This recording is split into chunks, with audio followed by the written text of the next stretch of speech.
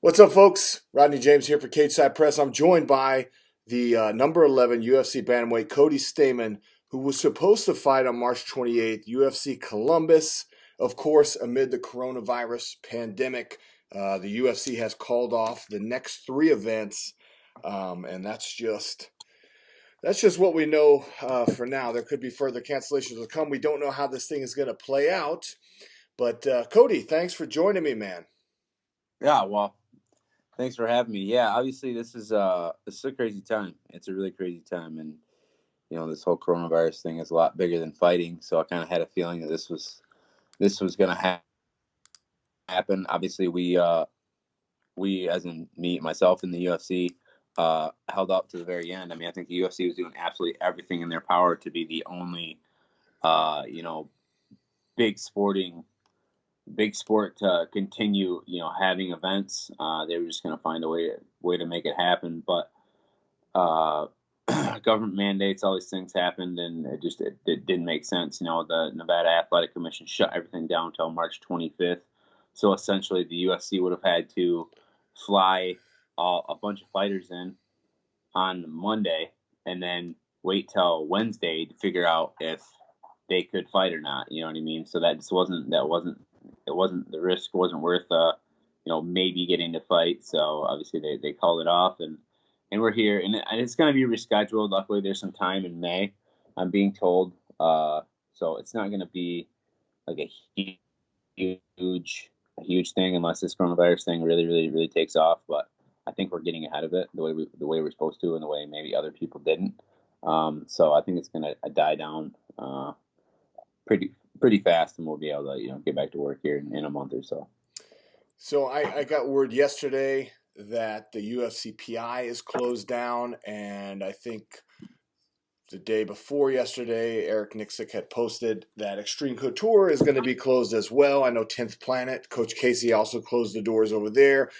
It's pretty crazy. Yeah, to say that we're in strange times is an understatement. You're severely affected by this, though. First of all, let's talk about that. How are you staying busy? Because you still have to stay ready. I mean, a fight camp is stressful enough as it is, and this is just one more or a dozen more things to stress out about. So how are you holding up? Well, the thing is like my coaches and a select group of people, we're still at the point where like we're still gonna get together and we're still gonna work out. And it's like we're so secluded that I'm not going to give anyone the coronavirus, and these people aren't going to give anyone the coronavirus, because pretty much all we do is work out. You know what I mean? We're not going to be in places where we're exposed, and then we're going to go work out in the mountains. We'll go work out in Mount Charleston. We'll go work out at Red Rock. We'll make it work. You know what I mean? I'll get on my bike in my house and ride for 2 hours if I have to. It's just I've dealt with stuff like this before. Gym closing. Maybe not having a facility. Dude, I can shadow box in my living room. I don't care. I'm not above that. I got a pool in my backyard that's 50 degrees. I'll frickin' swim in that thing. You know what I mean? There's my ice bath right there. I'll just go from the pool outside and I'll put on a hot bath inside, and it'll be just like the PI. Yeah, no doubt. Like I'll make it work. Like it. I'm not scared to go outside and do something different. Honestly, like it's so mundane in fight camp. You do the same things, the same routine every week. I go to Extreme Couture, and then I go to the PI, and then I go to 10th Planet, and then I repeat that whole cycle in a different way the next day. It'll actually maybe I'm trying to just be as positive as possible. Maybe it'll be nice to have to go other places and go to a park and work out. Go somewhere else, have someone over and work out. Maybe I'll buy some mats and mat a room up. I don't know. We'll make it work. That's what we do. We're fighters. That's kind of been my attitude, whenever the reality started to set in. And I mean, I think obviously it's been changing exponentially by the day, but when I saw that, all the MGM properties are going to be closed down, I literally because I work off of Sahara. When I'm in the reserves, I do the military part time. When I left the Sahara Reserve Center, everything looked fairly normal. And then that night is when I got the word that all those properties are. I can't even imagine what the Las Vegas Strip looks like. It's probably a ghost town. It's probably depressing. But I'm also like, okay, what are the other things in life that I don't want to say neglecting, but I don't get to do as much because I'm always busy. I'm always between here and UNLV and Extreme Couture and this and that. I'm going to Red Rock today, and I'm with you, man. I got a pool in the backyard too, and there's nothing better than going a nice run, get a good sweat, and then jump in that 50-degree pool. And it sucks, but it's good for you too. Liberating. It's liberating when it's over. Yeah. I mean, this thing is like, some people are going to sit there and cry and complain and get negative and, watch the news and just find every negative of this entire situation. Other people are going to be like you and I, and they're just going to keep moving forward. And it's going to be difficult, but I mean, shit, I haven't really done anything that was worthwhile. That wasn't difficult. So, yeah, we'll figure it out. The And anxiety, I might actually go to Mount Charleston today. the anxiety Yeah. has to be bad at an all-time high too, because like you said, you got to figure out ways to stay busy, and we're so used to staying busy all the time anyway, and so yeah, I think that's where a lot of people will go stir crazy, when they're in their house and they don't have any ideas of what to do, and like I said, we don't really have a choice. Like I know you as a pro fighter, me as a soldier, I have to stay active. I have to keep my mind and my body active. You have an added force multiplier though, because like I said before, being in a fight camp and knowing that you got to fight a really tough dude. I mean, I think your opponent's ranked at number 15 and has had a good run in the UFC on a great streak. Um, Dude, just talk to me about how it feels because now you're stuck in that holding pattern where it's like as you get closer to the fight, the anxiety starts to sort of dissipate, especially once you get in there and it's time to actually go, and then all that pressure valve is released. But right now, the buildup is still, it's just in a holding pattern for you. So luckily for me, I've been doing this a while. This is I had 20 amateur fights. This is 20 something professional fights. I don't even know anymore. So I mean, for me, I try to keep my fight camp and my normal life as much alike as I can. I just train hard and work out hard every day. When there's a fight involved, obviously things are a little bit more focused. But I work out every day. Like I'm not one of those guys that takes 2 months off, after a fight, doesn't do jack shit and gets fat and sits on the couch. Like I'll be in the gym within a week. I'll be working out within a few days. Like I just have to work out. Like I just love doing that, So, like this doesn't change. Like I'm gonna go probably, for like an hour bike ride today. Like I'll go maybe to Mount Charleston with Eddie Bracco. We might hit mitts up there and do like a little hike or something, and then I'll probably come home and who knows, roll out, maybe go in that pool, maybe shadow box outside. I don't know, but everything's just gonna keep rolling for me. You know what I mean? Like this doesn't really like working out. It's just like that's just what I do every single day. So, every single day I'm preparing for a fight. Every single day, every day. So it doesn't, fighting this tough guy or fighting the next tough guy or fighting every tough guy I fought in the past, like I'm preparing for him and every other guy every single day. Like this is just like I'm constantly trying to sharpen my mind and my body, to be the best I can be. So, I don't have to have that same anxiety, at any point throughout the year. I think I could probably step in the cage and fight for 15 minutes. Good. I like that mentality because, I feel like if you're a professional and this is what you do, then you should always be ready. And yeah, it frustrates me when fights fall apart and that, nobody seems to want to step up or, or if somebody loses a fight on a short notice and they make the excuse, well, I didn't have a camp. Well, you don't act like you didn't know that your number could have been called. I mean, this is a game of opportunities. Yeah, like you didn't know you were a professional athlete. Like you didn't know that was a possibility.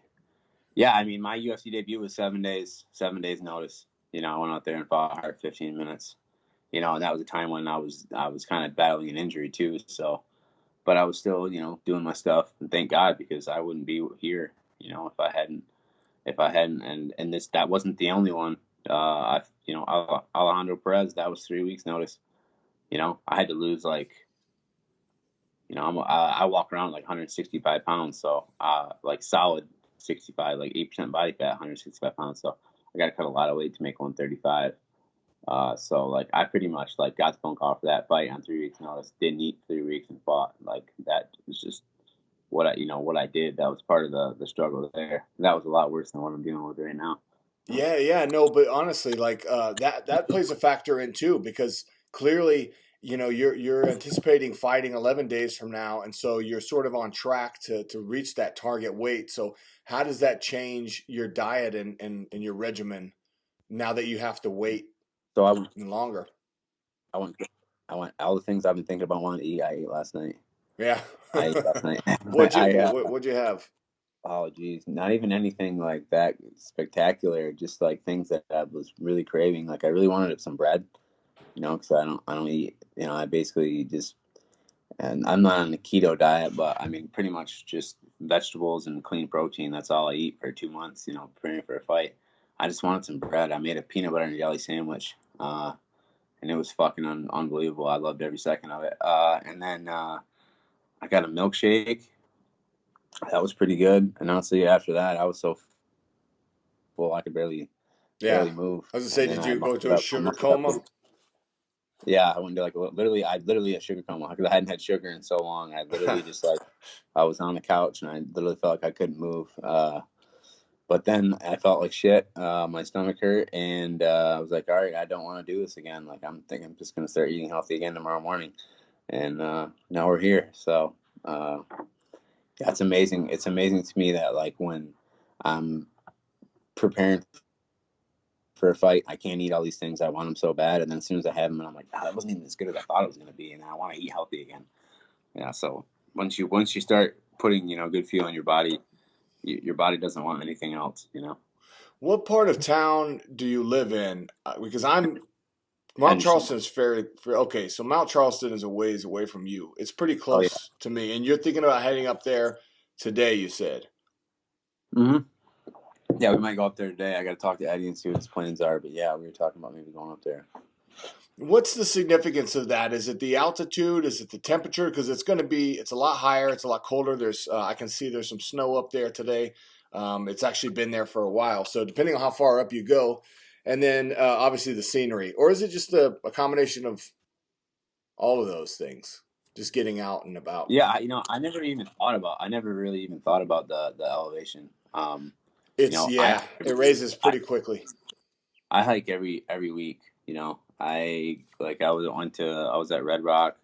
I'll go out for 5 hours and I won't do the trail. I'll do the trail for a little bit and then I'll find an opening and kind of go off and do my own thing and just turn my phone off and just be outside, for a few hours and just kind of wander around.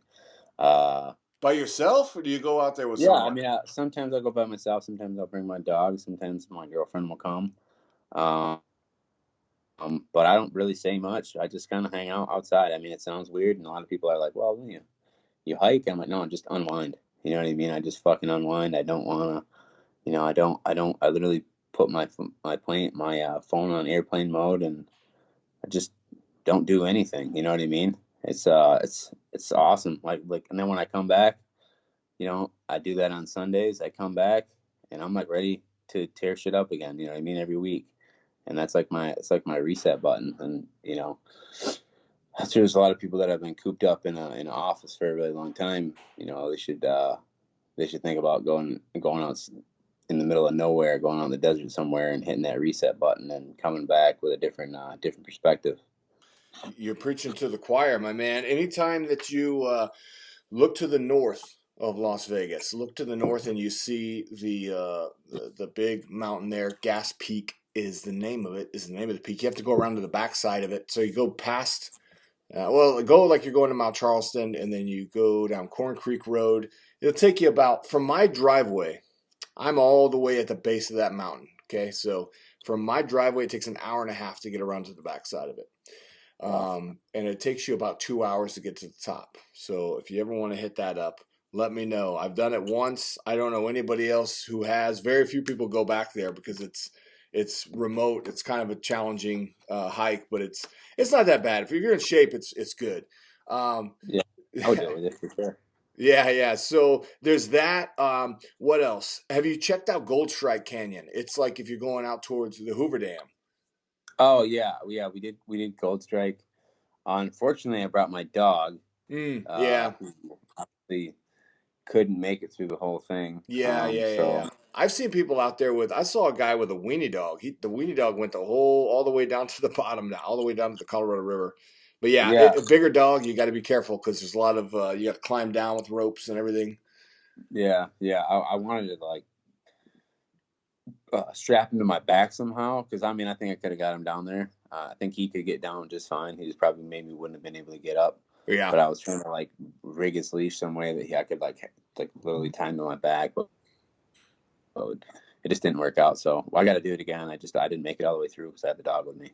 When you go on these little spiritual journeys out through the wilderness, is there is it just for it's kind of a meditation process for you? Is cannabis involved? Do you partake and open up your mind a little bit that way, or is that something that you don't even?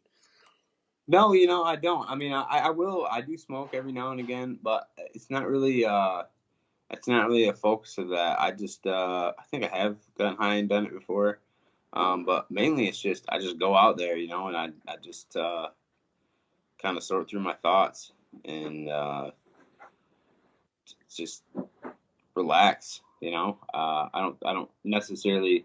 I just don't ever want to be one of those people that leans on cannabis or anything else as like a crutch.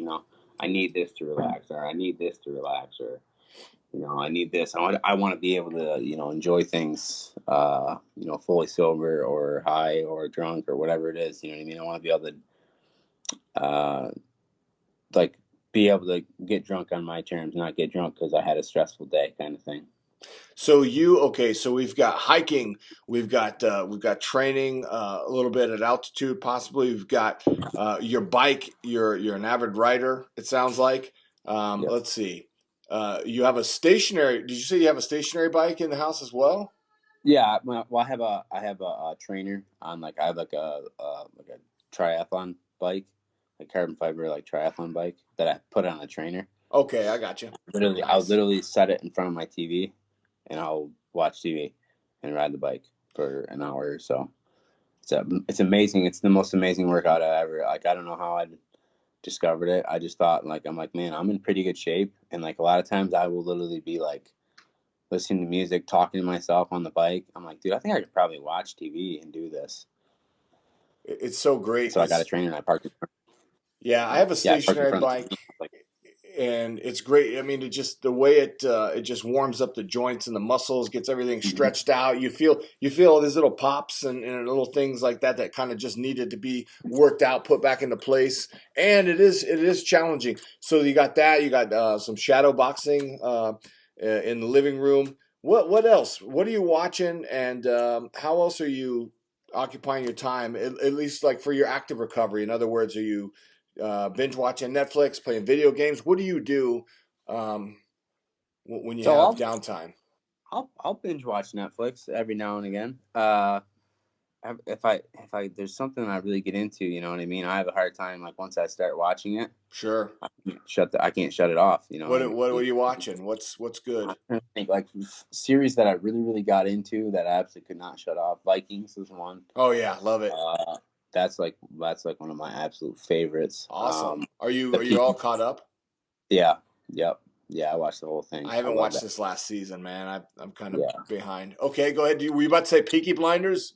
Peaky Blinders. I like the Peaky Oh Blinders. my That was God, I love one that I show. couldn't stop watching. Geez, what else? There's a couple other ones too that were really really good recently that I watched. Well, Vikings is one that I watched a long time ago. Obviously, Game of Thrones I thought was really good. Yeah. Not even that good. It was just you get to know the characters so much that you're anticipating that show coming out every week. And then any good movie really. I love a good movie. I love that distraction. I like skeet shooting. I like to shoot guns. I'm a redneck. You are a Michigan boy, so you know how to hunt and fish, I'm sure. Yep. Worst case scenario, if this ever got ridiculously out of hand and we weren't able to get food, I've already been thinking about this. Not that I'm a doomsday prepper or anything like that, but you kind of touched on it earlier. It's kind of like my mentality is like when hardship comes knocking, I don't really freak out. I just think, okay, I'm pretty well equipped for anything. Yep. Yeah, I mean, I've thought about it, and I've got things prepared. You know what I mean? Like I've got bins and totes ready. If something happened and I thought like I needed, like it would be safer going somewhere else rather than being in this area where there's millions of people and we're running out of food. I guess if that situation comes to fruition, I could pack things up, get out of town, and live remotely 100% fine. I have everything that I need. All the equipment that I need. I have things to live for, at least a couple months without hunting and fishing. And then also, obviously I could hunt and fish and, have things to protect myself, whatever. I have thought about that. And I thought, if this situation gets to a point where, food and things aren't being delivered, or something happens to a water source, like people are going to lose their fucking minds. And the safest place to be is going to be as far away from, a valley with millions of people in it as you can get. So, that thought has crossed my mind, and I'm thankful now that I wasn't one of those kids that grew up in the city that doesn't know how to change a tire. Dude, I'm telling you, I thought I might be crazy because that's the first time I've said that out loud to anyone other than my wife. But I'm like, I was talking about it yesterday. I'm like, look, I feel pretty good. I mean, listen, we're in the desert, but the first thing that comes to mind, the very first thing I think about is, okay, fresh water. What are you going to do for fresh water? Let's say the infrastructure completely shut down. How are you going to stay? Because that's the first thing that's going to take you out. Never mind a virus. Even if you don't get the virus, if you can't get water, you're done. But yeah, Mount Charleston has all that snow. That's all fresh water. That's ice too. If you wanted to keep, if you wanted to hunt and keep stuff cold, there's your ice. You can melt it. You got water. We've had some good rain lately. You could catch rainwater, and then also we've got some lakes. We got the Colorado River, which is all fresh water, and we got those lakes, which have been have been what do you call it, drying up for years now. Like what's that lake? Lake Mead, beautiful. Yeah. I don't think there's anything in there other than carp, though. I don't know. Yeah. There. I mean, I think there's some straight bass. There's some bass in there. Yeah. But you kind of gotta find them. There's a lot of carp in there though. Oh my God, it's crazy. I never seen so many carp. We were talking about it, and I'm like the mule deer population and stuff. I'm like, hey, I could go out. I could go here and I could live. There's no doubt, no question in my mind that. And that, like, literally everything I have, like all the survival stuff that I've accumulated over the years is all based on being mobile. You know what I mean? So that, like, my thing was like my buddy and I, my buddy Darren Cruikshank, he's a gun nut. We always get in this argument, and he's like, I have everything he does. He's like, it's all NATO rounds. He's got the AR-15. Like, he's like, because this is what's going to be around. I'm like, well, I want a 22 because I can fit 5,000 rounds of 22 in a backpack, and I can go hike into the mountains. You know what I mean? Well, along with whatever else I'll need. I'm like, you can't do that with an AR-10. You're gonna. You know what I mean? Like, you literally can't haul enough ammo. You know what I mean? If yeah, it's too heavy. It's too heavy. Like, you like, unless you're putting it in a vehicle, and like, and your vehicle can only go so far. And he's like, well, why do I need to 10,000 rounds? I'm like, well, if you're gonna, you know what I mean? I don't know. I think of it like I would rather have more ammunition and less, like, knockdown power than a bigger round and less ammunition. I think I think more is better. I mean, because realistically, if I'm going out in the mountains to live, like I'm going to be killing small animals. You know, I'm hopefully not going to have to use my gun to kill another person or, you know, something trying to attack me. And if I do, you know, I'll use a 45. You know, let's have like 100 rounds of 45 or something in close range. So I don't know, like these questions and these like doomsday prepping type things. It's crazy because like these questions are coming up in my head right now, like with all this happening.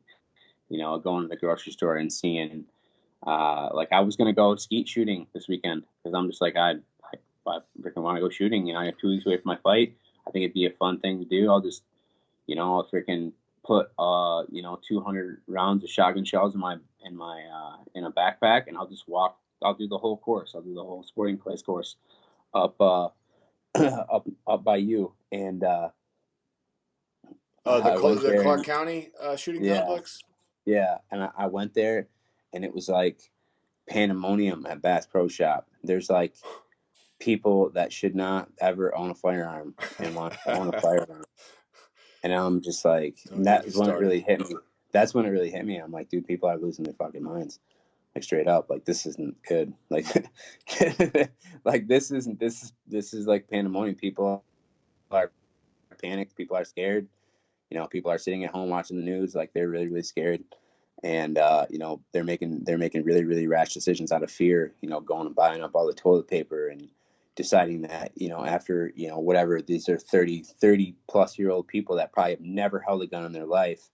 Oh, I'm going to go to Bass Pro Shop and buy a gun. I'm like, no, what in the fuck is going on? And that was when I was like, okay, all right, I need to like maybe shift my mindset a little bit and get prepared for, you know, some weird shit to happen. And you know, obviously I was still in training camp. Everything was the same there, but I did go out and you know, stock up on some supplies that I felt like I needed to get a few more of.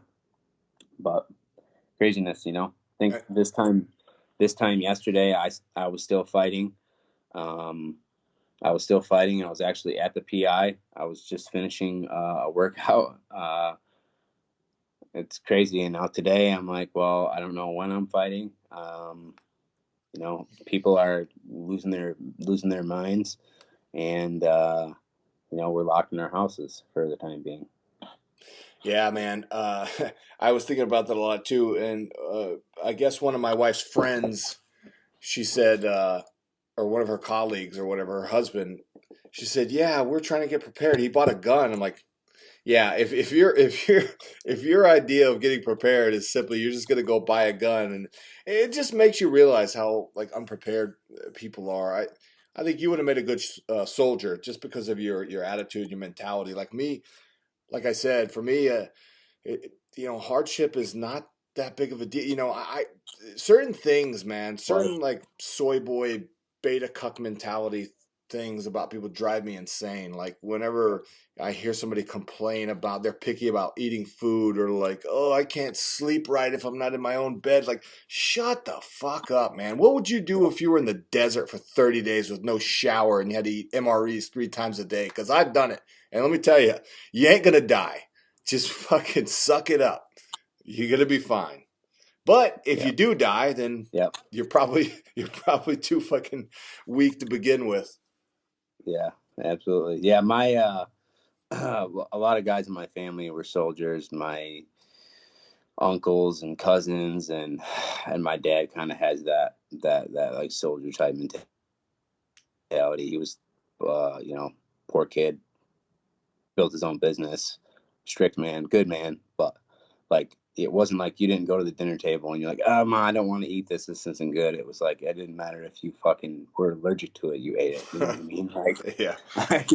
like I don't know. I see today's youth, and I see how soft, like the softness of people these days. And it makes me sick. And even some of my friends, you know what I mean? Like, it seems some of my friends, like some of the guys that come stay with me, like I take them out and I take them shooting.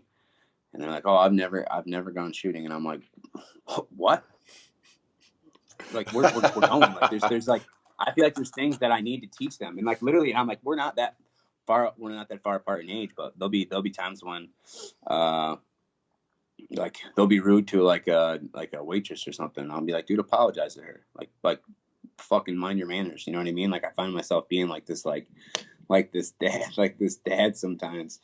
But I'm like, that's just what was ingrained in me, and I'm like so thankful for it. Now, I used to freaking hate my dad for how strict he was, and always trying to fucking make me call him sir and shit like that growing up. I'm like, yeah, screw you, dude. But now I'm like, man, the guy, like, he taught me how to be a man. Thank God, because in a world when there's not many men left, it feels good to be ahead of the curve a little bit. Hell yeah. Be an outlaw. There's I'm no with you there, outlaws dude. left, man. Yeah. No, I can't. Well, yeah, and I can't stand that fucking beta male stuff. You know what I mean? Like, I honestly, I think it's entertaining as shit. I think it's entertaining as shit. But at the same time, I'm like, this is not the way nature intended this shit to go. Like, this isn't the way it's supposed to work, you guys. Like, you guys are not supposed to be this soft. But well, in a way, we've seen this with cancel culture and outrage culture. We've seen a lot of people who are, they basically lose their minds over nothing at all, and they spend all this time and energy and protesting, or they call it protesting, but it turns into a full-blown riot.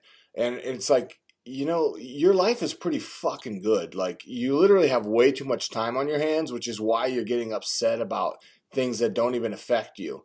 And it's a narcissism. It's like people get outraged over things that they don't do it on behalf of other people. They do it on behalf of the things that, like, they feel like is an attack on them personally. Identity politics is big on that. But for me, I think if anything we could take from this whole experience is that it's a wake-up call. It shows us just what we've been talking about for the last 5-10 minutes here, how unprepared that we really are. Like, let's say this thing normalizes in a week or two or a month. Everything is on hold for at least 2 months right now, though. That much we do know. So if it got any worse, like, just imagine, it's only been a couple of days that people are stuck in their house with their kids, probably driving them crazy because the schools are closed. Some people can't go to work because their jobs are closed. If we thought people were panicked as fuck 2 days ago, dude, what's it going to be like in 10 days? Yeah, exactly. And the bad thing is this generation of entitlement, this group of people that they're not going to change. Like, I've just come to the conclusion that it's not going to change. They're not going to change. They're not going to walk away from this and feel like, hey,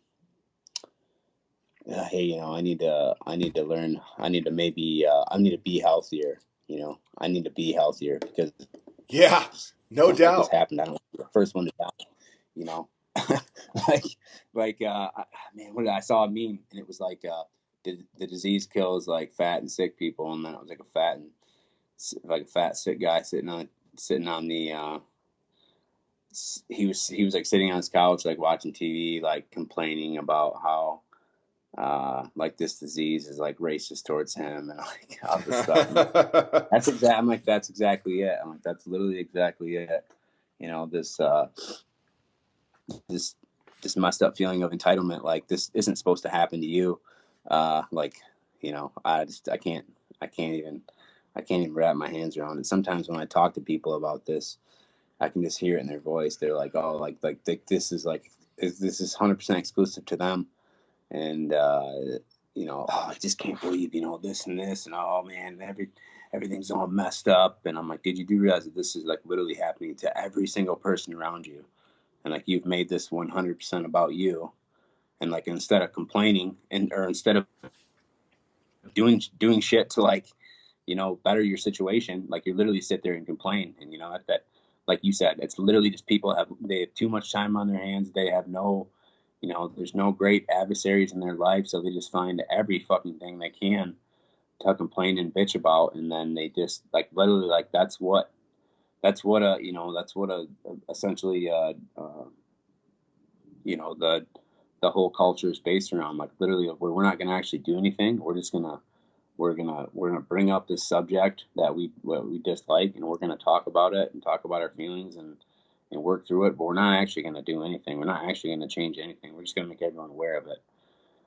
And it's like, in the meantime, you got people that are, you know, they're like, what the hell? I'm going to just, you know what I mean? Instead of like bitching about the coronavirus, I'm just going to, you know, get prepared and change my life around a little bit and keep moving forward. And, you know, it's people like us that make it through shit like this, you know, natural selection. That's what it is. You know, you got people that figure out a way, and you got people that complain about people figuring out a way.